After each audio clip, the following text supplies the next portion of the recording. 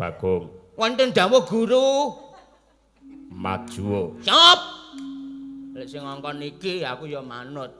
Mergo kaya ngapa lan kepiye jenenge Bagong iso viral tekan ngendi-endi mergo dayane Sang Sena.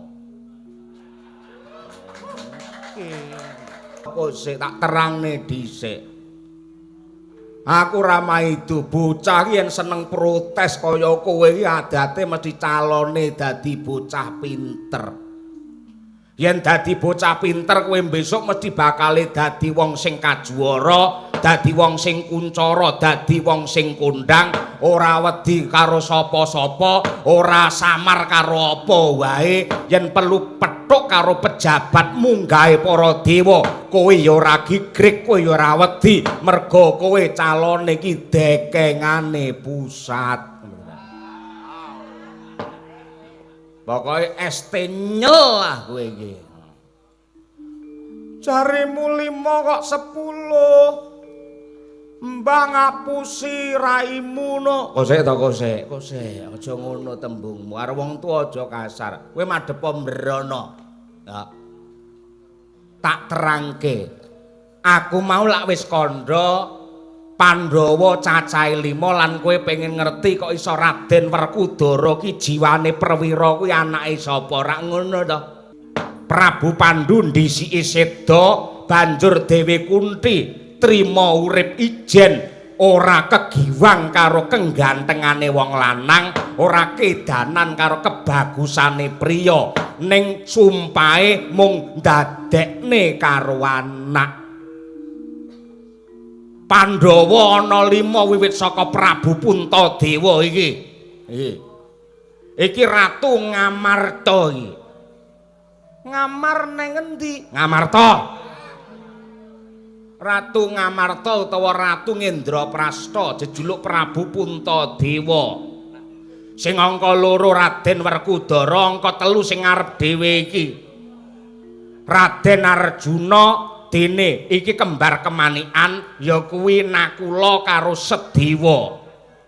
Yen sing asli putrane Dewi Kunthi dilairake dening Dewi Kunthi kuwi janjane mung 3 ya kuwi Puntadewa, Werkudara karo Janaka. Yen Nakula karo Sedewa ki dudu putrane Dewi Kunthi ning putrane Dewi Madrim. Dewi Madrim ki garwane Prabu Pandhu sing angka 2.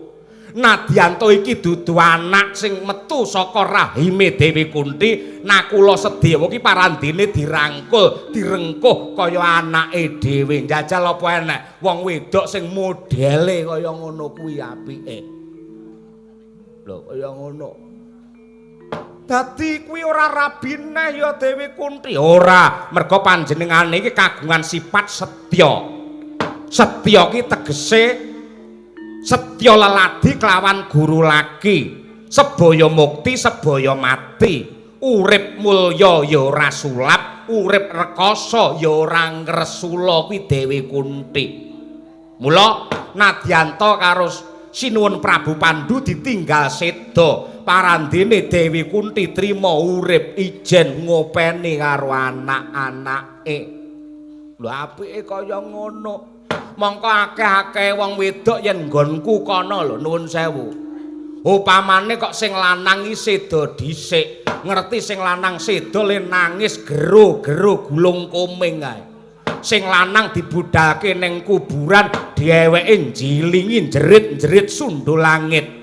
Ning kocapa ora nganti 40 dina sing wedok wis gatelen ngene akeh model ngono kuwi. Mula Dewi Kunthi kuwi patut minangka tepa tuladha, patut minangka conto. Ya ngono kuwi kebecikane lan keluhurane Dewi Kunthi Widyasmara ngono lho.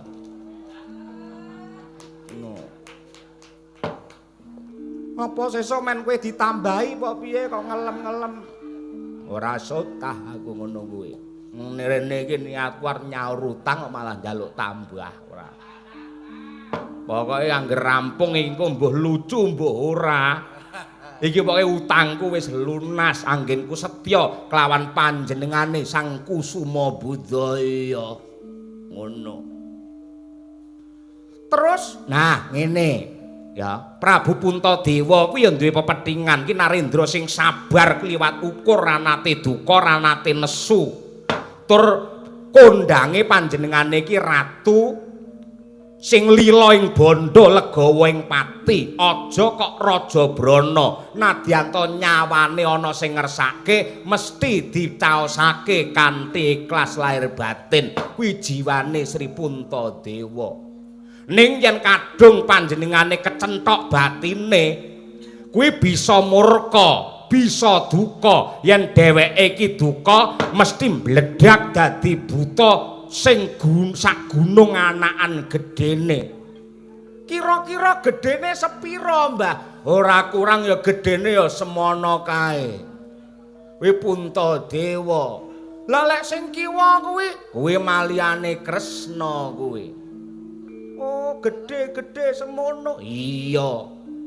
Aku mbiyen ya iso gede, gandeng wis tuwek ra iso le saiki. Mbuh. Kuwi Prabu Puntadewa kagungan pusaka kanggo gegebengan, kanggo dasare praja, paugerane wong sak negara sing jenenge Jimat Jamus Kalimasada. Lah sing angka loro ya Raden Werkudara kuwi. Panjenengane kagungan pusaka loro ya kuwi pusaka Kodrat lan pusaka Wiradat. Pusaka Kodrat sing lair bareng karo panjenengane mbiyen wujute kuku sing jenenge kuku Pancanaka. Ewadene yen pusaka Wiradat kuwi jenenge gada arane gada rujak polo. Kuwi gedene ya kliwat ukur. Terus iki sing arep dhewe jare jenenge Janaka. Iya, kuwi kondange lananging jagat lan curing Madyapada. Wong lanang ngelem marang kadigdayane, wong wadon ngelem marang kebagusane. Bagus lahir nganti tekan batin. Sing jenenge panah Kyai Pasopati kelawan Sarotama. Sarotama iku ora sanggare dalang cilik-cilik. Wudu, iki pusaka beda alamat kowe. Dene panjenengane Raden Arjuna uga kagungan wujude pusaka keris, ya kuwi keris Kyai Pulanggeni. Ya kabeh iki. Wong 10 iki dapuk gambar. Nek gambar ora entuk omong. Kriya ora entuk. Kriya kaya apa ora entuk omong. Mbanyol paling kowe ora lucu ora. Kalah karo sing kagungan dalem biyen ora. Nyapa mau jenenge usaha. Iya ning menengo. Nggih ndak malah kobong paklirane. Iku celuk kabeh cah loro ki ya. Gambar malah ngomong ora cetha kuwi lho. Senengane kaya ngono kuwi. Lah ya Mas Gareng iki Bagong iki ora ngerti mergo Mas mau penuangan dikandani sutradara dhewe ra nggatekke. Aku nggatekke. Nek awake dhewe kudu diberi kebebasan. Gambar kaya apa awake dhewe lak entuk omong. Jangkrik cah telu malah ngomong kabeh iki. Ngerti ra? Cara ngendi gambar omong ya Mas Rantuk. Sing papat kuwi sapa kok ana swara radio? Ya radio bener. Kuwi jenenge Panakawan.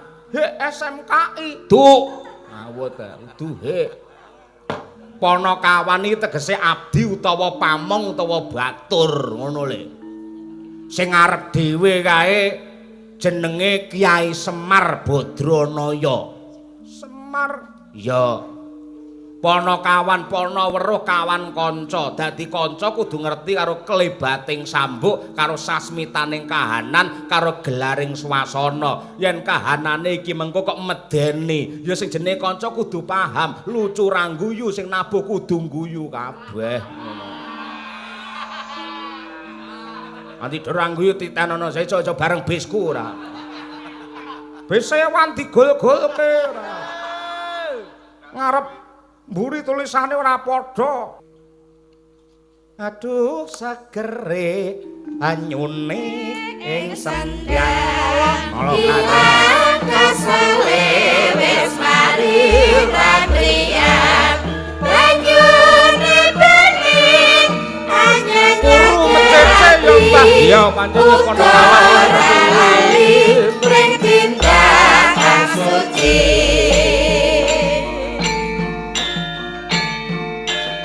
Putrane Kyai Semar sing barep ya gareng kuwi. Oh, Ya.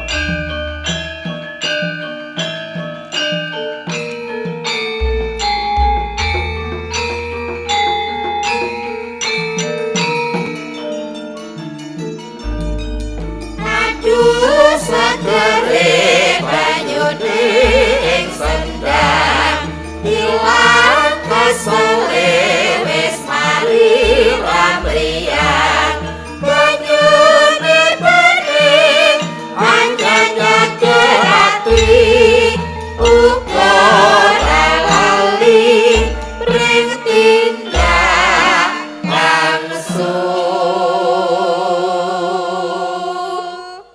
Banjur sing gedhe dhuwur irunge dawa ae. Endi? Ae, mburine gareng, gedhe dhuwur irunge dawa ae. Sapa? Mesti Kamit jenenge. Uduk. Mbok iku aja kemeruh lek ora ngerti takono lho senengane kemeruh. Mun. Petruk. Oh, Petruk. Ya, kuwi Petruk. Sing mburi dhewe gendruk ki aku tau weruh.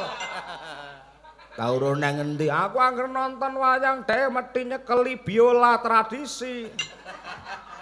Rebab to? Heeh. Kae kembarane. Kuwi jenenge Ki Lurah Bagong. Dalem lho aja nyauri goblok men to. Kae iki mbahe iki nerangane iso dalem lho ora. Nah, Ki Lurah Bagong Semar Gareng Petruk karo Bagong kuwi nuwun sewu jarene lho, jarene gotek kuwi manut dongeng sing ndak tampa piwulang sing tak ngerteni punakawan papat kuwi sing nglairake ya kuwi para waline pangeran. Ing jaman Demak Bintara mbiyen. Seto wayang karo Demak isih endi to, Mbah? Ora perlu nakokne kuwi, sing penting tak terangne ngono lho, aja takon rena-rena.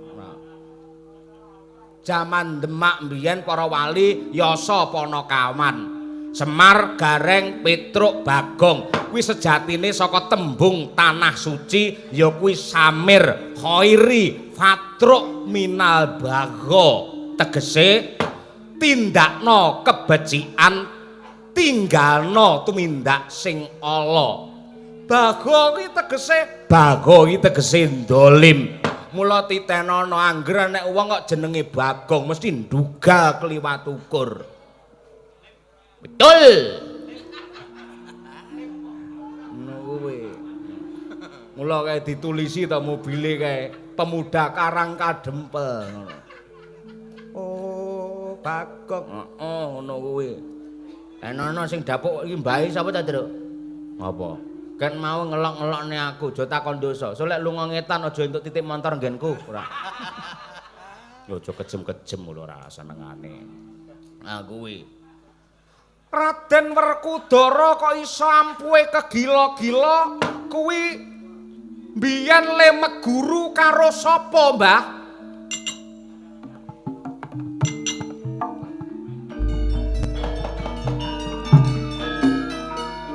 Manut cerita sing ndak tampa panjenengane iki mbiyen nate bisa nggayuh kawruh sangkan paraning dumadi.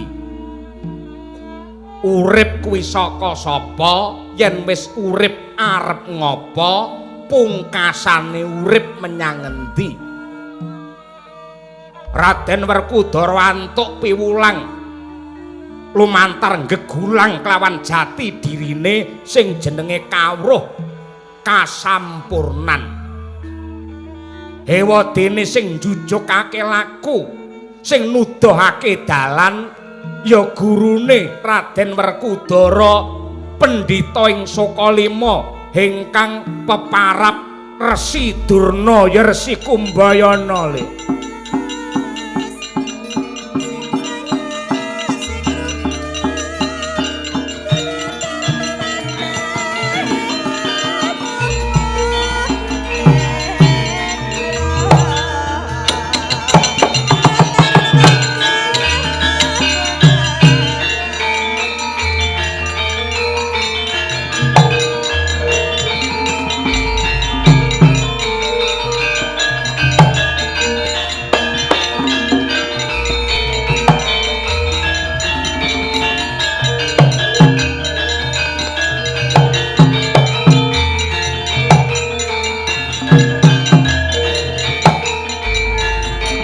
dongengi kene lakone Dewa Ruci utawa kawruh sangkan parang kene Arya.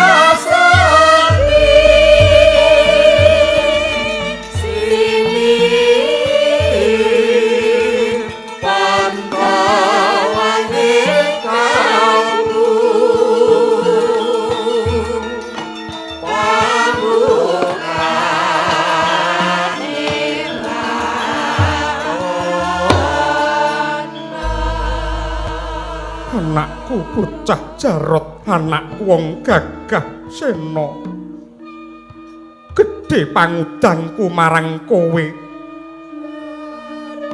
sak sedane bapakmu kowe aja mangu-mangu sing amba jangkahmu anggonmu tansah ndeder kautaman lan nyebar marang kebecikan wong bagus.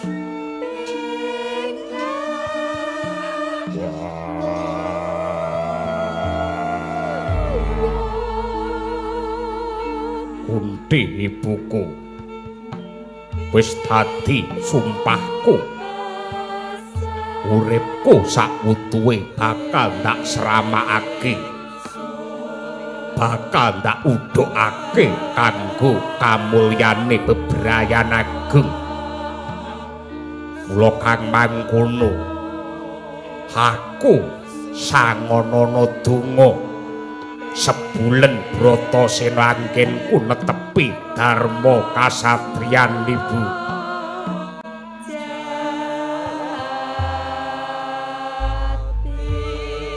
Rumeng mulat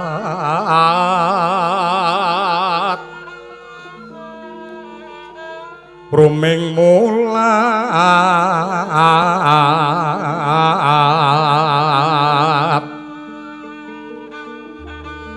rumeng mulat sorap woing laku satemah bisa tinemu jeneng kita weruh marang jati diri ulun ya ulun sang Dewa Ruci ya ulun sang Bratasena manungsa sing becik kuwi kudu gelem mbudidaya manungsa ingkang becik kuwi kudu gelem mbudidaya dimen antuk kasampurnan ya nadyan tangeh lamun manungsa bisa sampurna merga kasampurnan kuwi amung kagungane Gusti ingkang Maha Nasa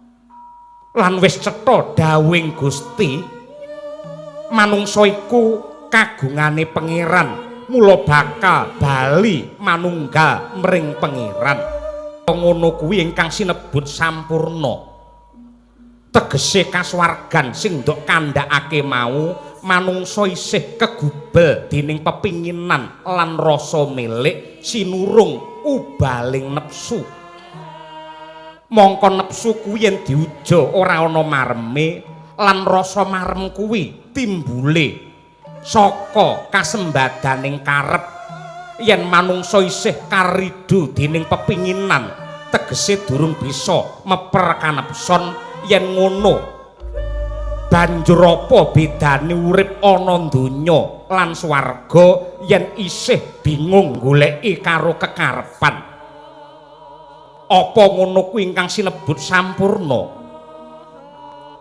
kula rumaos bodho lan jubluk balilu manah kula Bratasena ndak baleni menungso iku kagungane Gusti besok bakal bali mring Gusti tegese ingkang sinebut sampurna mono lamun ta menungso wis bisa tetunggalan kanthi langgeng kelawan pangeran lajeng supados manungsa saged manunggal kalian Gusti caranipun kados pundi titah kudu tuwajuh angesti lan nderek marang sifat-sipate pangeran weda suci kae dumadi saka pirang-pirang piwulang kautaman lan saben-saben bakal maos kitab suci lan nindakake ngibadah mesti diwiwiti saka ukara nyebut asmane Gusti ingkang Maha Welas Asih ukara mau lamun ta digegem mung kari rong tembung ya kuwi welas asih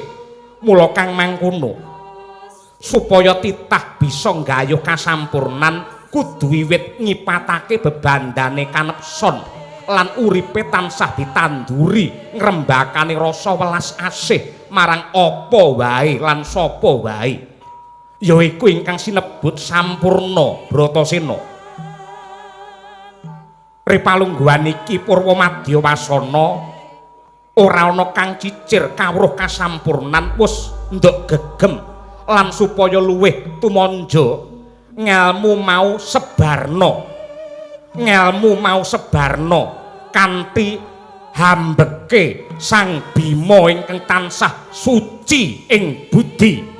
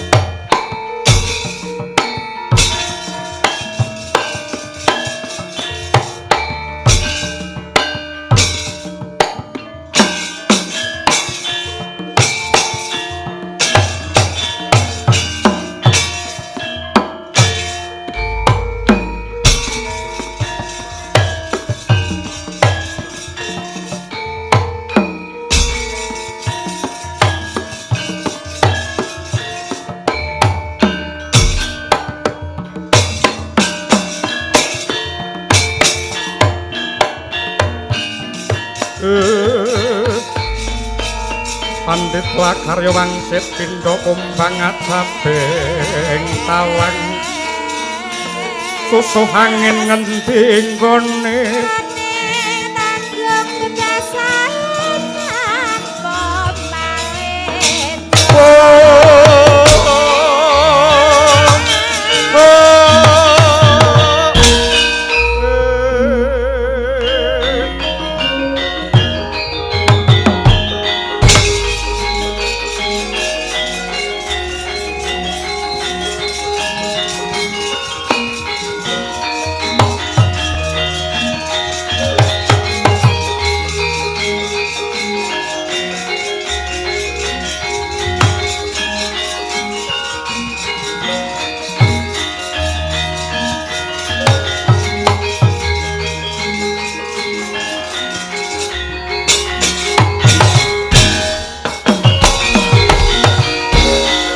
Sri Karongron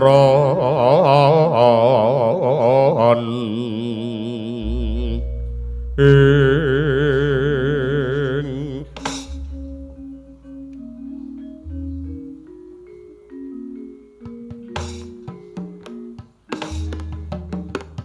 Indo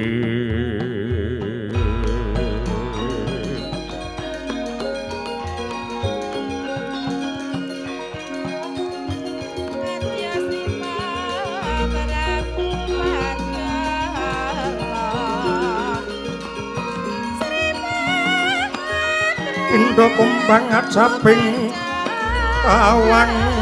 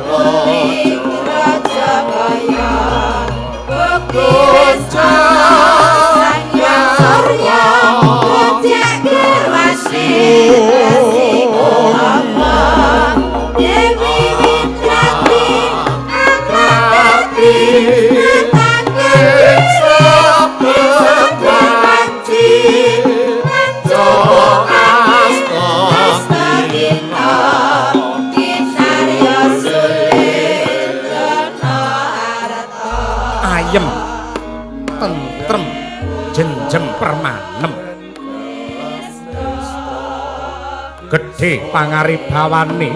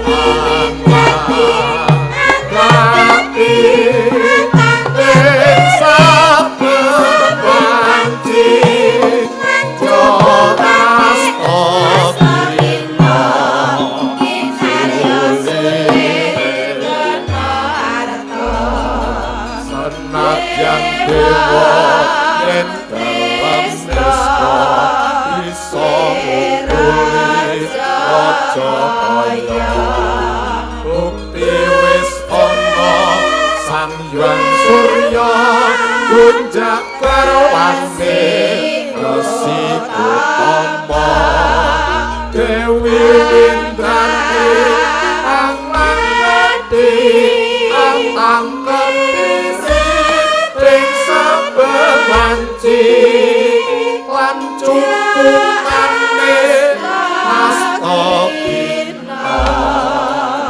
Kimarya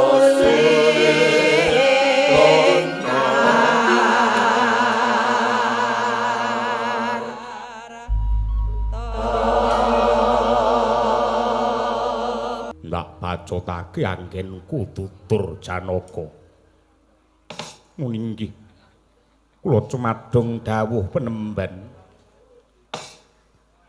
wong urip ana jagat rame yektine sing digoleki dudu bondo donya derajat pangkat sawah amba Tegal Jembar nanging yektine wong urip kuwi sing digoleki mung rasa tentrem dene tentrem kuwi dumunung ana ing rasa syukur lelakon ingkang dumadi ing sedhengah titah becik lan ala bejo cilaka mulya rekoso yektine kabeh mawanane mung nikmat yen uripe menungsa dilambari rasane rasa syukur dadi menungsa bakal syukur kuwi ora perlu kudu duwe tetumpakan ingkang megah omah ingkang mewah ning dununge rasa syukur kuwi mapan ana ing rasa cukup kejaba saka kuwi uripe menungsa kudu tansah eling yen kabeh ingkang gumelar kuwi wis kinudrat dening Gusti ingkang murba jagat supaya menungsa rasane adoh saka rasa gelo kuciwa nanging atine tansah ikhlas lan tutpuri karo kersane Hyang Widi mula urip kuwi ora perlu ngitung tuna lan bathi untung lan rugi merga urip ki sejatine bejo lamun toh uripe tansah linambaran rasa syukur merga mulyane kuwi saka rasa syukur sugihe saka rasa cukup marme saka rasa panarima ewadene tentreme saka rasa sabar inggih ngaturaken panuwun ing tanpa upami penemban dene paduka tansah paring piwucal kautaman dumateng kula pun Arjuna namung kemawon nyuwun pangapunten gandeng pawarta sampun rata kabar sampun sumebar kathah para kawula ingkang sami sujud wonten ing pertapan Arga Kilasa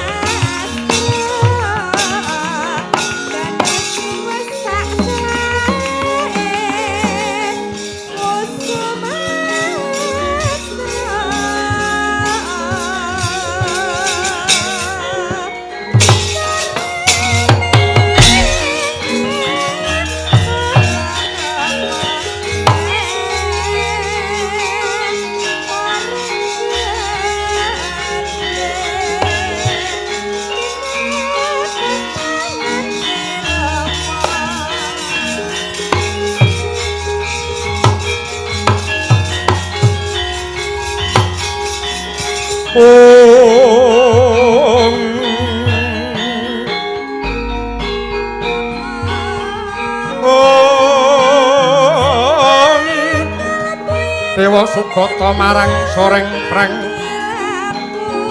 ngudani arum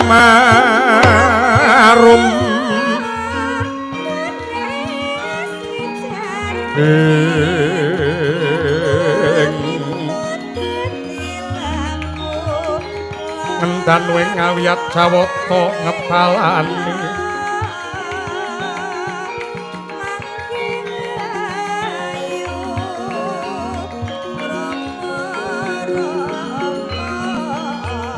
Jawata suka mulat tingkaing wri raseksa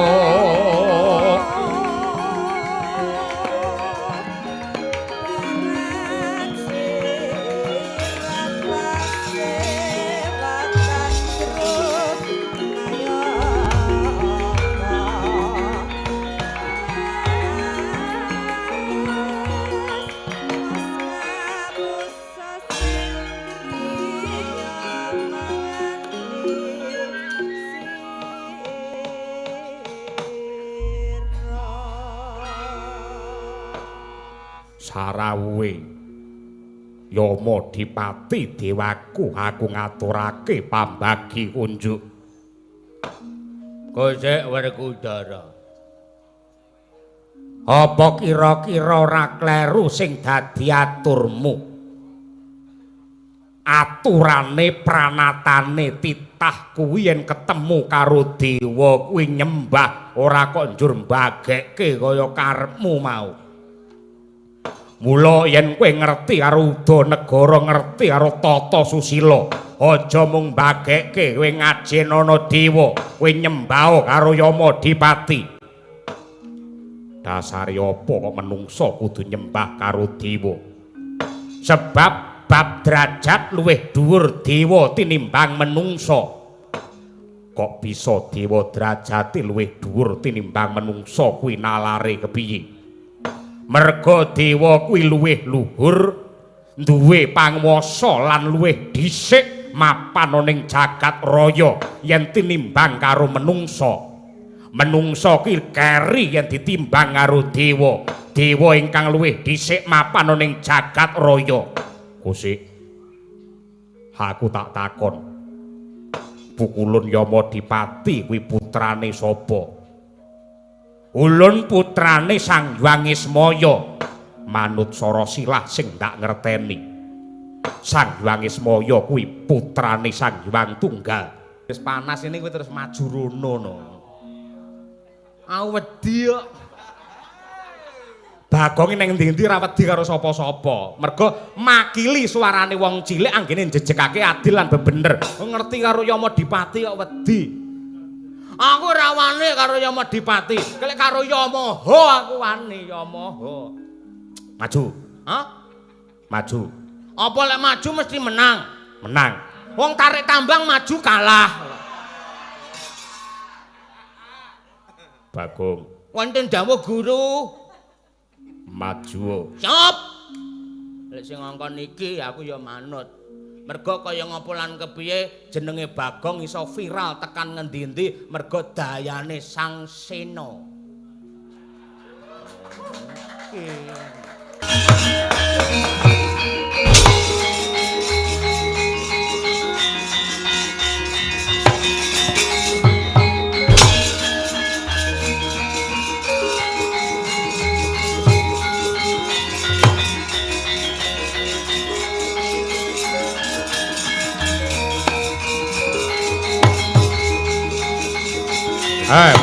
maju para dewa gempur arga kilasa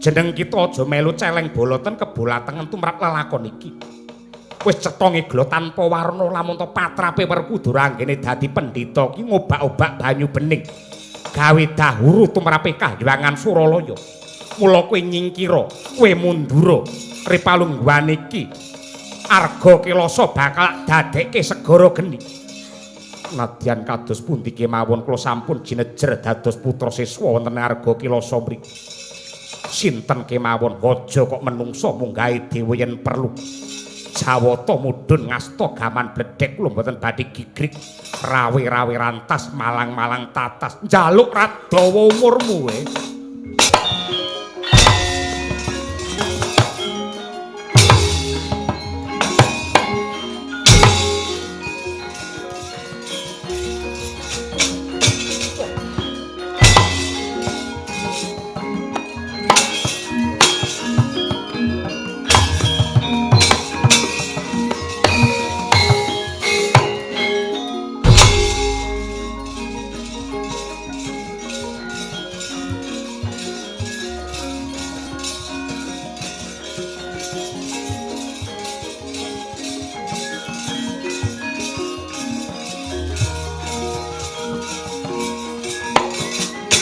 Awas.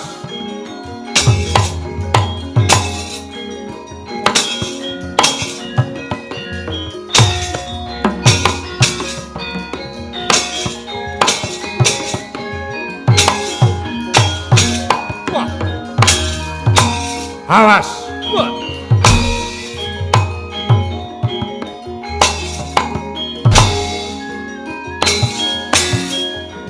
Oh. Oh.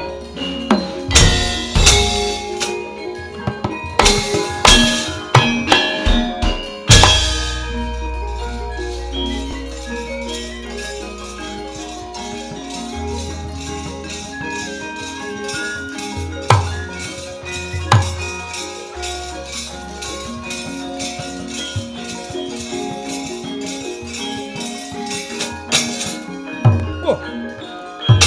Oh. Wah. Wah. Wah. Oh. Oh. Oh. Wah. Wah. Wah. Wah.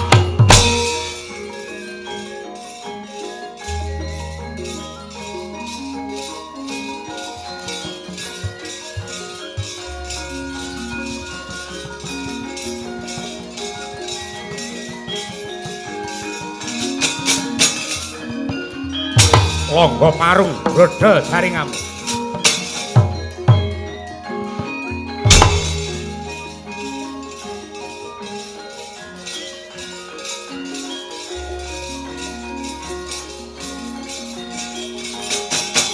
Wah.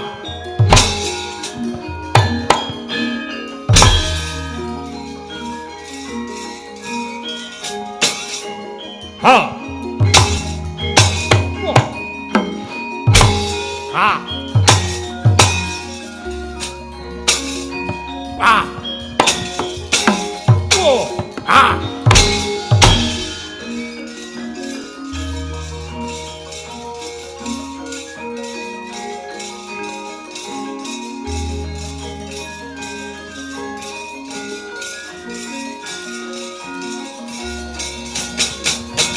Wah. Loh, Edian. Wah. Wah. Ah. Wah. Tuh. Ah.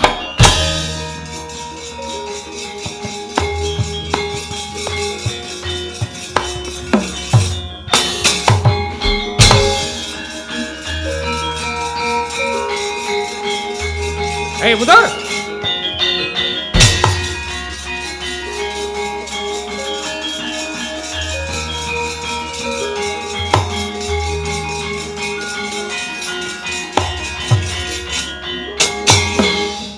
Parat.